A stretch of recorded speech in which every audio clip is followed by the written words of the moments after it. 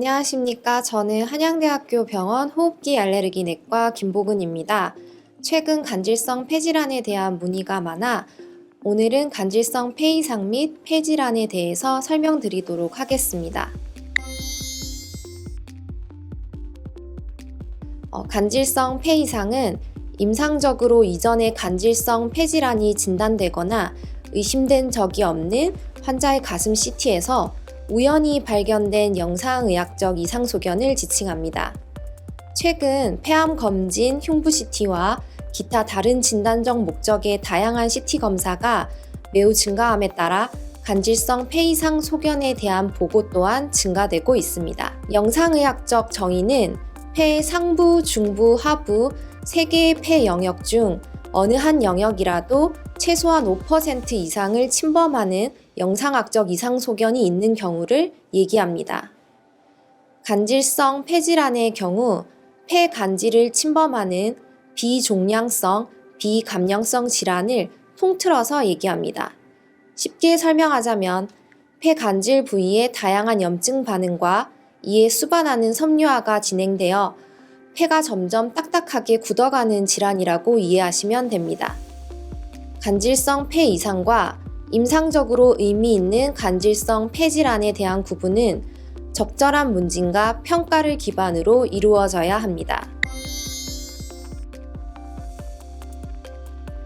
간질성 폐 이상의 경우는 앞서 설명하였듯이 우연히 CT에서 발견되는 경우이기 때문에 대다수 증상을 동반하지 않는 경우가 많습니다. 간질성 폐 질환은 폐 침범 부위나 정도에 따라서 다르겠지만 질환이 어느 정도 진행하면 나타나는 대표적인 증상은 마른 기침과 숨차는 증상이 있겠습니다. 간질성 폐 이상이나 간질성 폐질환의 경우 그 원인이 되는 것은 여러 가지가 될 수 있습니다.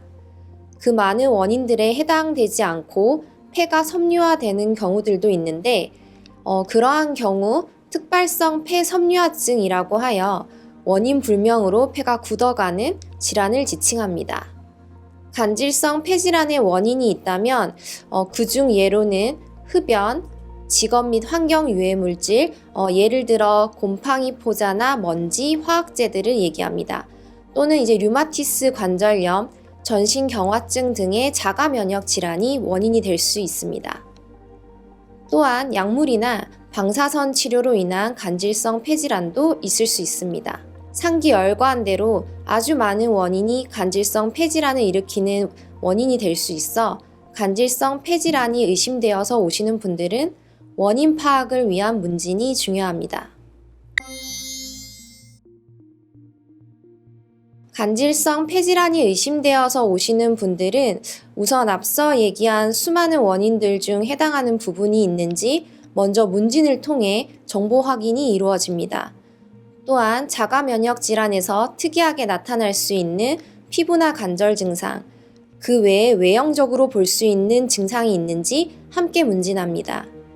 이후 가슴 엑스레이와 CT를 통해서 간질성 폐질환의 유무, 범위, 그리고 패턴 등을 확인하는 절차가 필요하며 자가 면역 질환 여부를 확인하기 위해 관련 피검사들이 진행됩니다. 이후의 진단 과정은 나이, 간질성 폐질환의 원인이 될 만한 요소가 있느냐 없느냐와 방문 당시의 증상이 심한 정도에 따라서 달라지겠습니다. 간질성 폐질환의 종류가 다양한 만큼 일반화할 수는 없겠지만 추가적으로 기관지 내시경 검사나 조직 검사까지 필요한 경우도 있습니다. 치료는 간질성 폐질환의 원인이 다양하여 하나로 획일화되게 설명할 수는 없지만 크게 범주를 나누어 설명한다면 직업 및 환경 유해 물질, 흡연, 약물, 방사선과 같은 원인 때문에 생긴 폐질환이라면 원인이 되는 요소들에 대한 노출을 배제하는 것이 우선이 되겠습니다. 자가 면역 질환에 의한 폐질환은 자가 면역 질환을 치료하면서 같이 보는 것이 필요합니다. 원인이 없는 특발성 폐섬유화증의 경우에는 아직까지 섬유화를 되돌이키거나 낫게 하는 약은 없지만 섬유화 진행 속도를 낮출 수 있는 항섬유화제를 복용할 수 있습니다. 또한 이외에도 스테로이드나 면역 억제제 등이 치료제로 사용되나 이는 각 질환과 병변의 특성에 따라 결정지어지게 됩니다. 간질성 폐 이상은 우연히 발견되는 것으로 예방할 수 있는 방법은 없으나 건강검진이나 다른 목적의 CT 검사 이후 우연히 발견하게 된다면 이후 진행되는지 여부 확인을 위한 경과 관찰이 필요하니 호흡기 내과를 방문해서 전문가의 의견을 들어보는 것이 중요하겠습니다. 간질성 폐 질환은 원인이 워낙 많고 예측하거나 예방할 수 없는 질환들도 있기에 단정지어 설명하기 어렵지만 흡연과 관련된 간질성 폐질환의 경우 금연이 중요한 요소가 되니 흡연자 분들께는 금연을 권고드립니다. 또한 자가면역 질환 관련 간질성 폐질환에서도 담배가 악영향을 미칠 수 있어 담배를 피우고 있는 자가면역 질환 환자분들이라면 금연이 중요하겠습니다.